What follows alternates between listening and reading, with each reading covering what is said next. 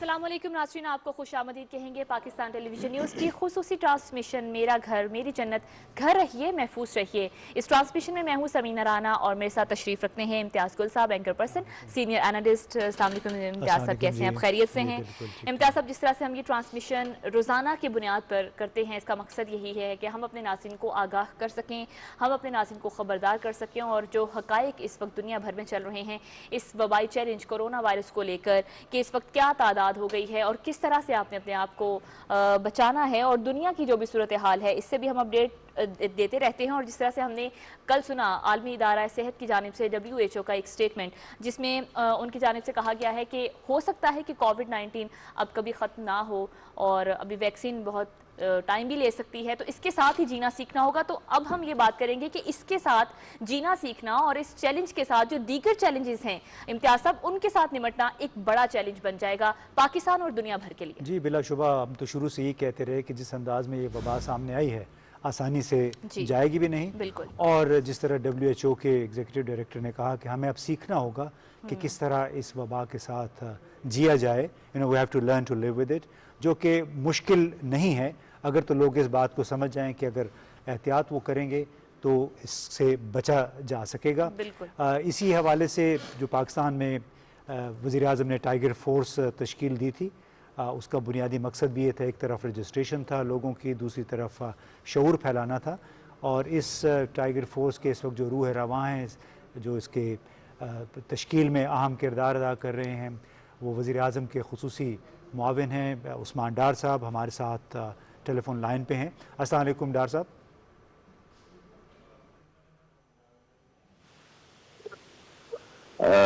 क्या हाल है आपका इम्तियाज़ भाई, ठीक हैं आप? जी बस ठीक ठाक जी, शुक्रिया। आप के वक्त बहुत मसरूफ़ हैं आप लोग इन दिनों, बहुत ज़बरदस्त इस वक्त मिशन पे सब निकले हुए हैं हुकूमत की तरफ से, और कोशिश यही हो रही है कि इस जो वबा है कोरोना, इसके मुज़मरात को कम से कम रखा जाए। टाइगर फोर्स जिसके आपकी ज़िम्मेदारी सौंपी गई है वो भी इसी सिलसिले की एक कड़ी है। तो ये बताइएगा कि इसकी तश्कील का और टाइगर फोर्स के जो अरकान हैं उनकी ट्रेनिंग का इस वक्त स्टेटस क्या है? देखिए इम्तियाज़ साहब, पूरे पाकिस्तान से 10 लाख टाइगर फोर्स में वॉलंटियर रजिस्टर हुए थे, और ये थ्रू एक जो ऐप है हमारी पाकिस्तान सिटीजन पोर्टल, उस पर रजिस्टर हुए इन तमाम टाइगर फोर्स के वॉलंटियर्स के मोबाइल फोन्स में इनका जो QR ID है उनको दे दिया गया है। और डिप्टी कमिश्नर्स और असिस्टेंट कमिश्नर्स जो ज़िला इंतज़ामिया है वो थ्रू मोबाइल ऐप इनको राब्ता कर रही है। ट्रेनिंग सेशंस हो रहे हैं पूरे पंजाब में, खैबर पख्तूनख्वा में, बलूचिस्तान में भी 1-2 जगह हमने किए हैं। और इनको जो जिम्मेदारियां हैं, जो 5-6 जिम्मेदारियां हैं, जिसमें जो हेल्थ वर्कर्स हैं वो फील्ड हॉस्पिटल, जो क्वारंटीन सेंटर्स हैं उन पे जिम्मेदारियां सर अंजाम दे रहे हैं। यूटिलिटी स्टोर्स के ऊपर सोशल डिस्टेंसिंग और जो 19 अदद आइटम्स पे अरबों रुपए की सब्सिडी दी है वज़ीर आज़म इमरान खान साहब ने, उसको इंश्योर कर रहे हैं। मसाजद के SOPs की इम्प्लीमेंटेशन में जिम्मेदारियां दे रहे हैं। एहसास सेंटर की जो मैनेजमेंट है उसमें जो खवातीन आ रही हैं, वहाँ हमारी जो फीमेल टाइगर फोर्स में रजिस्टर हुई थी, मैं उन तमाम खवातीन को सलाम पेश करता हूँ कि बहादुरी पे वो वहाँ जिम्मेदारियां सर अंजाम दे रहे हैं। इसी तरह से राशन डिस्ट्रीब्यूशन, जो सिविल सोसाइटी में से मुहैया हजरात राशन बांटना चाहते हैं, स्मॉल लॉकडाउन में वो नहीं गैदरिंग कर सकते, किसी जगह आटे का चीनी का ट्रक खड़ा करके, वहाँ टाइगर फोर्स इंडिविजुअली जाके घरों में जिम्मेदारियां पूरी कर रही है।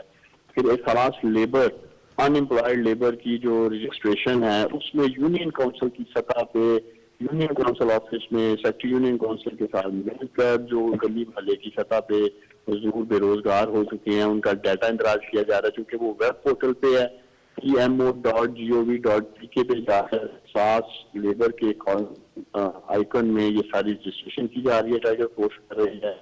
मैं ये क्या है सास प्रोग्राम है उसके तहत ये। जी डार साहब, बहुत एक वसी आपको काम दिया गया है, इसमें एक इहाता कर रहा है पूरे तकरीबन मुआशरे का, जहाँ जहाँ पे सर्विसेज की ज़रूरत पड़ती है। ये बताइए कि इतने बड़े मैंडेट के साथ आप निकले हैं, और आम तौर पे जब नई तंजीमें बनती हैं, कोई नई फोर्स बनती है, اس میں بڑے آپریشنل نوعیت کے مسائل بھی سامنے آتے ہیں. تو آپ کو کیا اس وقت مسائل سامنے آ رہے ہیں؟ کوئی شروع میں یہ الزامات بھی لگے کہ یہ شاید پی ٹی آئی کی ٹائیگر فورس بنے گی. دیکھیں اپوزیشن تو ڈے ون سے ٹائیگر فورس کو کرٹیسائز کرنے کی کوشش کی, اس پہ بھرپور خرچ کرنے کی کوشش کی گئی. وزیر اعظم عمران خان صاحب ہم ون سے پہلے دن سے کہہ رہے ہیں یہ پاکستان کے بہادر 10 لاکھ نوجوان ایک قومی جذبہ لے کے آگے آئے ہیں, کسی بھی سیاسی جماعت سے بالا ہو کر ملک کی خدمت کرنے کے لیے آگے آئے ہیں. اور یہ آپ دیکھ رہے ہیں گراؤنڈ ورک جو ہو رہا ہے پورے پنجاب میں اور بلوچستان اور خیبر پختونخوا میں, سارے نوجوان چاہے کسی کی سیاسی وابستگی کسی بھی سیاسی جماعت کے ساتھ ہو, اسی طرح ہم نے جو الیکٹڈ ایم این ایز ہیں, ایم پی ایز ہیں, تمام جماعتوں کے جو پارلیمنٹ میں اور صوبائی اسمبلی میں موجود ہیں ان کو کمیٹیز میں ڈالا ہے. ساری پارلیمنٹ کو اس کی اونرشپ دی ہے, ساری صوبائی اسمبلیز کو اس کی اونرشپ دی ہے. جیسے میں نے آپ کو کہا ڈیپٹی کمشنرز کو دی ہے, اسسٹنٹ کمشنر صاحبان ساتھ لگے ہیں. لیکن جو تکلیف دہ بات ہے, جو مایوس کن بات ہے وہ یہ ہے کہ میں نے بار سندھ گورنمنٹ کو دعوت بھی دی, اپیل بھی کی اپنے فیصلے پہ نظر ثانی کرنے کے لیے. 1,54,000 ٹائیگر فورس کے جو نوجوان جو سندھ سے ہوئے تھے, سندھ حکومت نے ان کے ساتھ مل کر ان کی خدمات لینے سے معذرت کر دی, جس میں ہیلتھ کے بھی تھے, جس میں انجینئرز تھے, جس میں وکلا تھے, ہماری ریٹائرڈ آرم فورسز کے جوان تھے. تو میں سمجھتا ہوں کہ گورنمنٹ بھی اس کو پولیٹیسائز کر رہی ہے آج تک, اور بہت جلد میں سندھ کے جوانوں کو یہ رکھتا ہوں 1,07,000 جو ایک قومی جذبہ لے کے آگے آئے. بالکل عثمان ڈار صاحب, آپ نے بالکل صحیح کہا کہ یہ قومی جذبہ لے کر, بالکل آپ صحیح کہہ رہے ہیں سر کہ یہ قومی جذبہ لے کر سب کو آگے آنا چاہیے. اور خاص طور پر جب کوئی آفت, کوئی وبا آن پڑتی ہے جس کا سامنا کرنا پڑتا ہے, ایک تو مشکل لے کر آتی ہے لیکن ساتھ ہی ساتھ اپنے کچھ اپرچونٹیز بھی لے کر آتی ہے, کچھ سکھانے کے لیے بھی آتی ہے. تو کیا ہم نہیں سمجھتے, عثمان ڈار صاحب کے ساتھ ہمارا رابطہ منقطع ہوا ہے, دوبارہ سے کوشش کریں گے کہ ان سے رابطہ ریکنیکٹ کریں اور مزید یہ ٹائیگر فورس کے بارے سے بات کریں. تو امتیاز صاحب میں یہی سوال کرنا چاہ رہی تھی عثمان ڈار صاحب سے بھی کہ یہ ٹائیگر فورس جو کہ اب کورونا وبا سے لڑنے میں اپنا کردار ادا کر رہی ہے, اللہ کرے کہ جلد ہم اس وبا سے نکل جائیں, چونکہ اتنا جلد بھی ممکن نہیں ہو سکے گا, لیکن یہ ٹائیگر فورس جو ہے کیونکہ اب یہ تربیت یافتہ ہے, اس کے پاس اس چیز کا تجربہ ہے کہ آفت میں لوگوں کو کس طرح سے ریسکیو کرنا ہے, تو یہ ایک اثاثہ بن سکتی ہے ہمارے لیے آگے چل کر بھی پاکستان کے لیے. جی بلا شبہ ہمیں دعا یہ کرنی چاہیے کہ اگر یہ ٹائیگر فورس بنتی ہے تو اس کا مستقبل بھی کچھ بہتری رہے. آپ کو یاد ہوگا جب 2005 میں زلزلہ آیا تھا, اکتوبر 2005 میں, اس وقت بھی ایک رضاکار فورس بنائی گئی تھی, اور کچھ عرصہ تو ہم نے بہت سنا, ذرائع ابلاغ میں کافی اس کا چرچہ ہوا, لیکن اس کے بعد ذرائع ابلاغ سے اور منظر عام سے وہ تنظیم بالکل غائب ہو گئی. اب بدقسمتی یہ ہے پاکستان میں کہ اس نوعیت کے جب کام شروع ہوتے ہیں تو چونکہ حکام اعلیٰ, وزیر اعظم یا صدر کی بڑی خواہش ہوتی ہے, ان کی رہنمائی ہوتی ہے, اس میں ابتداءً کام تو بہت ہوتا ہے, لیکن وقت کے ساتھ ساتھ جب چیلنج دور ہو جاتا ہے, یعنی چیلنج پہ قابو پا لیا جاتا ہے, تو پھر یہ توجہ سے ہٹ جاتی ہے. تو ہمیں یہ امید کرنی چاہیے, ہمیں جو بتایا بھی گیا ہے کہ ان کو ٹائیگر فورس کو ایسے خطوط پہ استوار کیا جائے گا کہ جو ہمہ وقت تیار رہے کسی بھی بحرانی صورتحال سے نمٹنے کے لیے. اور اس میں میرا خیال اس کا فائدہ بھی معاشرے کو یا ملک کو اسی صورت میں ہوتا ہے جب آپ کے پاس ہر وقت ایک ہمہ وقت تیار ایک فورس رہے. اور اسی حوالے سے میرا خیال ہے ہماری گفتگو کا سلسلہ جاری رہے گا آئندہ بھی پروگراموں میں. ڈاکٹر خاقان نجیب صاحب نے بھی اس وقت ہمیں امتیاز صاحب جوائن کر لیا, میں چاہتی ہوں کہ انہیں بھی شامل گفتگو ہم کرتے ہیں. جی بالکل, یہ ماہر معاشیات ہیں اور منسٹری آف فائنانس کے سابقہ ایڈوائزر بھی رہے ہیں, تو ان سے بھی ظاہر بات ہماری ہو رہی ہے کورونا کے تناظر میں کہ اقتصادی بحالی اور روزگار کے مواقع مزید بڑھانے کے لیے حکومت گزشتہ 2 مہینے سے جس تگ و دو کے ساتھ کام کر رہی ہے, جو پیکیجز کا اعلان کیا, آیا وہ کافی ہیں؟ ایک اکانومسٹ کے طور پہ خاقان صاحب آپ کیا دیکھتے ہیں کہ اس سے کوئی مدد مل پائے گی یہ جو 2-3 مہینے ہمارے نقصانات ہوئے ہیں؟ نہیں,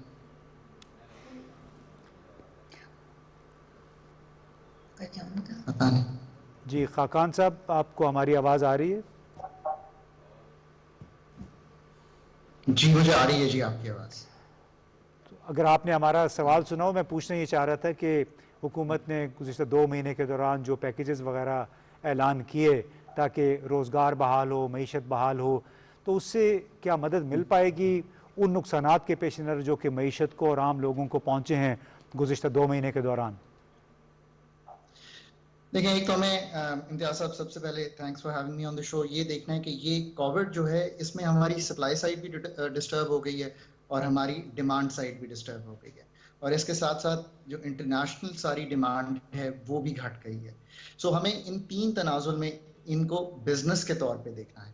اور دوسرا جو تنازل بہت ضروری ہے وہ یہ ہے کہ ایک ولنریبل سیگمنٹ ہے سوسائٹی کا جو کہ ہٹ ہو رہا ہے, جس میں ایسے لوگ ہیں جن کی جابس چلی گئی ہیں اور ایسے آلریڈی ولنریبل ڈیلی ویجرز ہیں جن کو بہت تکلیف میں سے گزرنا پڑ رہا ہے.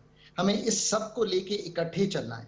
سو حکومت نے کیا کیا, لیٹس ریویو دیٹ. حکومت نے پہلے تو جو most vulnerable segment of society ہیں اس کو پہلے ایک 12,000 کا پیکج دیا, پھر اس کی تھوڑی سی شرح بڑھا کر حکومت نے یہ کوشش کی کہ اس سے جو تھوڑی سی سطح سے اوپر ہیں غربت کی ان کو بھی ہیلپ کیا جائے. So that is going on, اور اس سے بہت مدد ملی ہے ان لوگوں میں کہ یہ اپنی زندگی کے وہ مراحل جو کہ بہت مشکل سے گزر رہے ہیں ان کو چلا سکیں. بزنسز کو سپورٹ کرنے کے لیے بھی ہم نے دیکھا ہے کہ اسٹیٹ بینک کے پیکیجز آئے ہیں جس میں جاب ریٹینشن ہے, جس میں ایکسپورٹ پیکیج ہے. پر اب مسئلہ یہ ہے کہ یہ ایک ملٹی راؤنڈ گیم ہے, یہ ایک دفعہ کے کرنے سے شاید مسئلہ حل نہیں ہوگا, چونکہ یہ ایک لمبا ٹائم پیریڈ ہے اور ہمیں ڈیمانڈ کو بھی سپورٹ کرنا ہے ان لوگوں کی, اور بزنسز کو سالونٹ رکھنا ہے, اور امپلائمنٹ کو ہم نے ایسے دیکھنا ہے کہ ٹوٹل امپلائمنٹ ڈسٹرب نہ ہو, دو کہ ان امپلائمنٹ ضرور کریٹ ہوگی اس معاشرے میں, کیونکہ آپ نے دیکھا ہے کہ ورلڈ اوور جہاں پہ اس وقت تخمینہ لگایا جا چکا ہے, فار ایگزامپل یو ایس میں وہاں پہ 36 million people have lost their jobs, Australia میں 500,000 people have lost their jobs. So یہ بڑے نمبر ہیں. سو اس طرح ہم یہاں پہ کھڑے ہیں. اس کے بعد جو حکومت کو سب سے اچھا موقع مل رہا ہے وہ ہے بجٹ, کہ بجٹ میں ایسی چیزیں کی جا سکیں جس سے کاروبار کو آگے چلایا جا سکے. اچھا یہ بتائیے گا کہ بڑے عرصے تک جس طرح آپ نے کہا کہ بے روزگاری امریکہ میں پھیلی ہے, یہاں بھی, بلکہ تقریباً تمام دنیا میں روزگار کے مواقع پہ اس کا اثر پڑا ہے. اس سے پہلے ہی, اس کورونا کے آنے سے پہلے ہی دنیا بھر میں ایک ڈیبیٹ چل رہی تھی کہ گلوبلائزیشن یا گلوبل ولیج کی بات تھی, کہ اس کے تحت بھی عام طور پہ چھوٹے روزگار متاثر ہوئے تھے. تو آپ کیا سمجھتے ہیں کہ جو گلوبلائزیشن کا کانسیپٹ تھا, تصور تھا, وہ کوئی مفید چیز تھی؟ کیا اس سے کوئی فائدہ پہنچا ہے پاکستان جیسے چھوٹے ملکوں کو؟ دیکھیے, گلوبلائزیشن کو سمجھنے کی ضرورت ہے. What is globalization? گلوبلائزیشن وہ اکنامک انٹیگریشن ہے جو پچھلے 2-3 دہائیوں میں اگر آپ دیکھیں تو اٹ ہیز پکڈ اپ پیس. ایک تو اس کی سب سے بڑی وجہ یہ تھی کہ ٹرانسپورٹیشن جو ہے وہ مچ فاسٹر ہوئی, کمیونیکیشن فاسٹر ہوئی, اور پھر کیپٹل فلوز فاسٹر ہوئے. جب یہ 3 چیزیں تیز ہوئیں تو آپ نے دیکھا کہ ممالک جیسے چائنا, جیسے ساؤتھ کوریا, جیسے تائیوان تھے, انہوں نے اس کا بیش بہا فائدہ اٹھایا اور ان کی ایکسپورٹس بڑھی, ان کی انٹیگریشن بڑھی, اور اس ساری سے وہ گلوبل ویلیو چین کا پارٹ بنے, اور اس ساری عناصر سے ان کی بہت بڑی پاپولیشن کو جابز ملی, اور جابز ہی وہ طریقہ ہیں جس سے آپ لوگوں کو پاورٹی سے شفٹ کر سکتے ہیں. اب اگر آپ پاکستان کے تناظر میں دیکھیں تو ایک بہت بڑا فائدہ جو گلوبلائزیشن کا پاکستان کو ہوا ہے وہ ہوا ہے آپ کی $20 ارب کی ریمیٹنس ہے اس وقت. چونکہ لیبر موومنٹ بہتر ہوئی دنیا میں, آپ تقریباً 10 ملین پاکستانی ایسے ہیں جو ملک سے باہر کام کر رہے ہیں, اور $20 ارب سے زیادہ کے اس دفعہ ریمیٹنس پاکستان بھیجیں گے, جس سے آل اوور پاکستان ان کے گھروں کو ایک فائدہ ہو رہا ہے. بٹ اس کے ساتھ ساتھ آپ نے یہ بھی دیکھا ہے کہ اس سے ملٹی لیٹرلزم بڑھا ہے, اس سے لاز انٹرنیشنل جن کی اپلیکیشن ہے وہ بڑھی ہے. اس سے آپ نے دیکھا ہے کہ فیٹف جیسے رولز آپ کو فالو کرنا پڑے ہیں, ان کو ہم نے بڑی سمارٹلی, اور اس سے کہ ہمیں اس کا فائدہ بھی ہو یٹ ہماری انٹرنیشنل کمیونٹی میں ساکھ بھی بڑھے, اس طرح ہم نے نیویگیٹ کرنا ہے. پاکستان کے لیے آنے والے دنوں میں جو سب سے بڑی اپرچونٹی بنے گی وہ یہ بنے گی کہ گلوبلائزیشن جہاں پہ سینٹرڈ تھی, جیسے گلوبل ویلیو چینز کسی جگہوں پہ, وہ اب وائڈ ورائٹی آف एरियाज में स्प्रेड हो जाएंगी, उसका फायदा हमें उठाना है। स्पेशली दो सेक्टर्स जिनको मैं हमेशा कहता हूं कि लाइफ लाइन है पाकिस्तान के लिए गोइंग फॉरवर्ड, एक है फूड एंड फूड प्रोसेसिंग की, एग्रीकल्चर एंड एग्रीकल्चर प्रोडक्टिविटी, और तीसरा सेक्टर जिसमें पाकिस्तान आगे बढ़ सकता है वो है फार्मास्यूटिकल, क्योंकि उसकी डिमांड बढ़ेगी, उसकी दुनिया भर में पाकिस्तान की रसाई हासिल हो सकती है पाकिस्तान को। सो इन तीन चीजों को हम इकट्ठा लेकर अगर चलेंगे तो we will definitely benefit from globalisation. Globalisation देखिए तब्दील हो जाएगी पर जाएगी भी। बिल्कुल आप सही कह रहे हैं खाकान नजीर साहब, बड़ी अच्छी आपने ये 3 तजावीज़ भी दी हैं कि ये 3 सेक्टर्स ऐसे हैं जिसमें पाकिस्तान को मज़ीद जो है वो अपना इन्वेस्ट करना होगा, तो आप ज़्यादा बेहतर नताइज आने वाले वक्त में मिल सकते हैं। जिस तरह से कहा जा रहा है कि कोरोना के बाद जो है वो दुनिया तब्दील हो जाएगी, बल्कि हो गई है कहना चाहिए, कोरोना कल्चर को अडॉप्ट करना होगा हम सबको, दुनिया भर को भी। पाकिस्तान की अगर बात करें तो अब हमें कोरोना के साथ साथ गुर्बत, अफलास, भूख जैसे चैलेंज का भी सामना है। तो क्या आप समझते हैं कि आने वाला बजट, जिसका जिक्र आपने भी किया कि बेहतर एक मौका है, ये जो एक तवासुन की पॉलिसी है, क्या इस बजट में नज़र आएगी? क्या इस तरह की कुछ तजावीज़ जो हैं, ज़ाहिर है हर रोज़ ज़ेर गौर आती हैं बजट को लेकर, क्या हम देखेंगे आवाम के लिए एक मुतवाज़िन बजट और रिलीफ खासतौर पर मुतवस्सित तबके के लिए, गरीब तबके के लिए रखा जाएगा? देखिए क्यों नहीं, आपने सबसे पहले तो देखना है कि इनफ रिसोर्सेज क्रिएट हो रहे हों, और ये रिसोर्सेज नई टैक्सेशन की बजाय कंप्लायंस एंड मॉनिटरिंग से आ रहे हों, ताकि मुल्क में कम से कम नई टैक्सेशन की जाए। और हमने बिजनेस को बढ़ाने के लिए, चूंकि हमने इन्वेस्टमेंट और ग्रोथ की तरफ जाना है, टैक्सेशन के निज़ाम को आसान बनाया जाए, रेगुलेटरी बर्डन कम किया जाए, कागज देने का रुझान कम किया जाए, इसको डिजिटाइज किया जाए, और टैक्सेस का नंबर कम किया जाए। सो अगर हम ये चीजें सारी करेंगे, और रिसोर्स बेस, अब आपने देखा है कि हम एक डेट रिलीफ की सूरत में भी कुछ जगह फराहम होगी, वो करेंगे, और हम टैक्सेशन उन तबकात पे करेंगे जो कि ऑलरेडी वेल ऑफ हैं और उनकी कंप्लायंस करेंगे, और दूसरे कुछ वन ऑफ टैक्सेशंस हमें करनी पड़ेंगी, जैसे लैंडेड टैक्सेशन है, जैसे आप टैक्सेशन एबनॉर्मल प्रॉफिट्स पे कर सकते हैं, और फिर उसको हमें डिस्ट्रीब्यूट करना पड़ेगा उन लोगों पे और उन बिजनेसेस पे जो मोस्ट हिट हुए हैं, ताकि जो इन्वेस्टमेंट है वो मुल्क में बढ़े, और उसके साथ साथ जो अब 1 से 2% की ग्रोथ आने वाले साल में देखी जा रही है, और इस साल में एक नेगेटिव 1% की ग्रोथ देखी जा रही है, इसका नीचे जाने का जो शरह है उसको रोका जा सके और इसको रिवर्स किया जा सके। डॉक्टर साहब, आप चूँकि आप इसके एक इम्कानात की, अपॉर्चुनिटीज़ की भी बात कर रहे हैं, और अभी आपने टैक्सेशन की बात की है, तो आप समझते हैं पाकिस्तान एक बहुत ही एक पेचीदा सूरत हाल में फंसा हुआ है बहुत अरसे से। आप जैसे अक्सर माहिरीन बार बार ये कह रहे हैं कि जब तक हुकूमत की आमदनी नहीं बढ़ेगी उस वक्त तक ये बैलेंस जो है कायम करना बड़ा मुश्किल होगा, और हुकूमत की आमदनी शायद जो मौजूदा महसूलाती निज़ाम है उसके तहत नहीं बढ़ पाएगी। ये तो हम गुज़श्ता 40-50 बरसों से कोशिश कर भी चुके हैं। टैक्सों की शरह बहुत बुलंद है, फिर उसका महसूलाती निज़ाम बहुत पेचीदा है, और जो लोग पहले से टैक्स नेट में हैं उन्हीं को मज़ीद टैक्स किया जाता है। तो आपको मौजूदा सूरत हाल में बतौर इकोनॉमिस्ट के क्या कोई उम्मीद नज़र आ रही है कि शायद हम इस तरफ जा रहे, हुकूमत टैक्स नेट को या उसकी बेस को, बुनियाद को बढ़ाने की तरफ जा रही है, जो कि शायद टैक्सों की शरह कम करने से मुमकिन हो? इम्तियाज़ साहब, ये बहुत अच्छा सवाल है। देखिए, ये एक अनप्रेसिडेंटेड टाइम्स हैं, सो अनप्रेसिडेंटेड एक्शंस रिक्वायर्ड हैं। अब टैक्सेस को फर्दर इंडस्ट्री पे बढ़ाने से तो शायद बात नहीं बनेगी, हमें टैक्स नेट को वाइडन तो करना ही है, बट इस वक्त एक स्टडी एग्जिस्ट करती है, और वो स्टडी ये कहती है कि अगर इस वक्त जो टैक्सेस मुल्क में लगे हुए हैं उनकी कंप्लायंस को 100% कर दिया जाए, तो जो इस वक्त की टैक्स कलेक्शन है वो डबल हो जाएगी। सो मैं बारहा कहता रहा हूं कि हमारा मसला पाकिस्तान में कंप्लायंस, मॉनिटरिंग एंड एनफोर्समेंट का है, और टैक्स बढ़ाने का नहीं है। It is not a policy matter, it is a managerial and N administrative issue. और इस वक्त अगले साल का बजट अगर आप देखें तो हम तकरीबन 5000 अरब कलेक्ट करना चाहते हैं, जिससे हम एक कंफर्टेबली मीट कर सकते हैं और ज़राए पैदा कर सकते हैं अपनी नीड्स के लिए, और ये हम 3950 से लेके जाएंगे 5000 तक। सो हमें 1150 अरब इजाफी लाना है।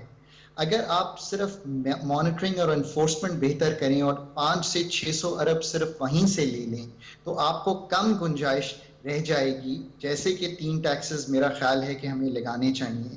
وہ سن ٹیکسز جیسے ٹیکس آن ٹبیکو, فزی ڈرنکس اور الکوہول جس کو ہمیشہ برا سمجھا جاتا ہے, اور اس پہ سن ٹیکسز لگائے, اور پھر ان سے وہ ٹیکسز لیے جائیں جیسے one time abnormal profits ہیں, جیسے ون ٹائم لینڈ پہ ٹیکس ہے. سو کم سے کم یہ شرح بڑھا کے. پر what will be more important to see is کہ کیا ٹیکسز کے نمبر کو ہم کم کر سکتے ہیں؟ بالکل کر سکتے ہیں. کیا ہم ایک چیز جو ہم سال میں 4 مرتبہ دے رہے ہوں اس کو 2 مرتبہ پہ لا سکتے ہیں؟ بالکل لا سکتے ہیں.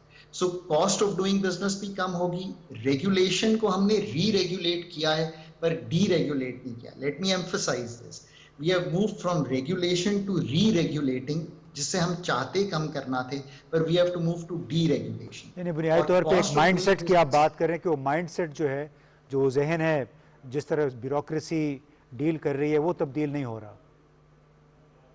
جی, اور اس کو تبدیل کرنے کا امتیاز صاحب موونگ فارورڈ جو دنیا نے طریقہ اختیار کیا ہے وہ ریلیٹڈ ہے to automation, so that things are so automated کہ میں اپنی اسکرین پر ایف پی آر میں بیٹھے ہوئے یا فائنانس میں بیٹھے ہوئے یہ دیکھ سکوں کہ کسٹم کلیئرنس ایک ٹرک کی جب ہوئی ہے کسی بارڈر پہ تو ہر چیک پوسٹ پہ ہر جگہ اس کو کتنی دیر لگی ہے. If I can see that in an automated way, that is the easiest way to get out of this system. اور اسی طرف ہم نے آنے والے سالوں میں جانا ہے. تو لگتا ہے کہ اس نے خاقان صاحب نے بھی جو افغان امپورٹر ہیں شاید ان کی بات سن لی ہوئی ہے. ان کی یہی شکایت ہے کہ جب کراچی پہ ان کے ٹرک سکین ہو جاتے ہیں تو اس کے بعد طورخم یا چمن تک ان پہنچنے کے دوران 1700-1800 کلومیٹر کا فاصلہ ہے, وہاں پہ ان کی جگہ جگہ چیکنگ کیوں ہوتی ہے اور بارڈر پہ ان کو کیوں روکا جاتا ہے. تو بالکل بڑی اچھی بات انہوں نے کی. بنیادی طور پہ ایک سیدھی سی بات ہے کہ ایک دفعہ اگر آپ نے کسٹم دے دیا ہے, کسٹم کی کلیئرنس سکیننگ ہو گئی ہے, اس کے بعد ٹرک یا کنٹینر جو ہے اس کو اپنی منزل مقصود تک پہنچ جانا چاہیے. بالکل جی, اسی حوالے سے جس طرح سے ہم جی ڈاکٹر صاحب آپ کچھ کہنا چاہ رہے ہیں؟ جی ڈاکٹر صاحب کنٹینیو کیجیے. دیکھیں اس کرونا کا جو ایک افیکٹ ہم پہ آئے گا وہ ہوگا کہ جو ان ایکوالٹی ہے وہ 3 قسم کی ہوتی ہے جو میٹر کرتی ہے. ایک ان ایکوالٹی آف اپرچونٹی ہے. ان ایکوالٹی آف اپرچونٹی ہمارے جیسے ممالک میں اور ترقی پذیر ممالک میں بہت زیادہ ہے. اس کو چینج کرنا لازم و ملزوم ہے, but that is a more medium term economic frame work. جو چھوٹا ٹائم پیریڈ ہے اس میں آپ ان ایکوالٹی آف ویلتھ اور ان ایکوالٹی آف انکم ضرور تبدیل کر سکتے ہیں. So what we must see in the budget اور what we must aspire for in the budget at least is کہ انکم ان ایکوالٹی اور ویلتھ ان ایکوالٹی کو کم کرنے کے لیے کچھ ڈسٹریبیوٹیو پالیسیز. پاکستان دنیا بھر میں 1 بلین لوگ سلمز میں رہتے ہیں. پاکستان کی ایک بہت بڑی آبادی سلمز میں رہتی ہے. وہ چلڈرن جو سلمز میں رہ رہے ہیں they will be affected. So we must see something in the budget helping them. In equality of wealth کے لیے آپ نے ملک میں جو ویلتھ کا ڈسٹریبیوشن ہے اس کے لیے ویلتھ ٹیکس تو ہٹا دیا, بٹ اس کے بعد آپ نے کوئی انہیریٹنس ٹیکس نہیں رکھا. آپ نے اس طرح کی distributive frameworks also have to be willful in nature. So اب وہ بھی وقت آ گیا ہے کہ ہم ایک ڈسٹریبیوٹیو فریم ورک پہ بھی غور کریں. چلے بہت بہت شکریہ ڈاکٹر صاحب, بلا شبہ بڑی زبردست باتیں کہی, اچھی تجاویز ہیں. امید یہ کرنی چاہیے کہ ہمارے جو پالیسی ساز ہیں اس وقت بجٹ سازی کا عمل جاری ہے کہ اس نوعیت کی جو فارورڈ لوکنگ باتیں ہیں, ایک open mind set towards taxation, اس پہ عمل درآمد کیا جائے گا. اور امتیاز صاحب انہوں نے ڈاکٹر صاحب نے ایک بڑی خاص بات کی کہ ان ایکویلٹی آف ویلتھ, اس کو جو دیکھنا وہ بہت ضروری ہے, کیونکہ کورونا کے بعد یہ بھی کہا جا رہا ہے, ایک رائے پائی جاتی ہے کہ خدا نخواستہ ایسا بھی ہو سکتا ہے کہ جو امیر ہے وہ امیر تر اور جو غریب ہے وہ غریب سے بھی غریب تر ہوتا چلا جائے. تو یہ ایک توازن کی جو پالیسی ہے اس پر کام کرنا شاید وقت کی بڑی اہم ضرورت ہے. امتیاز صاحب کچھ انالیسز آپ کرنا چاہ رہے تھے مختلف ممالک کے درمیان ڈیتھ ٹول کے حوالے سے, تو میں چاہوں گی وہ بھی ذرا ہمارے ناظرین کے ساتھ شیئر کیجئے. اور نیوزی لینڈ کی جو ایک ایگزامپل ہمارے سامنے آتی ہے اسٹرکٹ لاک ڈاؤن اس وبا کو لے کر, اور اس سے پہلے جب نیوزی لینڈ میں ایک دہشت گردی کا مارچ میں افسوسناک سانحہ آیا تھا, تو اس پر بھی نیوزی لینڈ نے جس طرح سے ایک اپنا نیریٹو یا اپنا اسٹانس لیا وزیر اعظم جسنڈا آرڈر نے، تو میں چاہوں گی یہ ایک انالیسس ڈیتھ ٹول کا اور نیوزی لینڈ کی جو اگزامپل ہے اس پر آپ کچھ کہنا چاہیں؟ جی میں صبح پڑھ رہا تھا اخبار میں، فورن پالیسی میگزین ہے، وہاں پہ جاپان کے حوالے سے ایک بہت اچھا تجزیہ چھپا ہوا، تو اس میں بتایا گیا کہ جاپان حالانکہ چین کے نسبتاً کافی قریب ہے، لیکن وہاں پہ اب تک کوئی بمشکل 17,000 کیس ہوئے ہیں اور اس میں ان کی اموات 697 ہوئی ہیں۔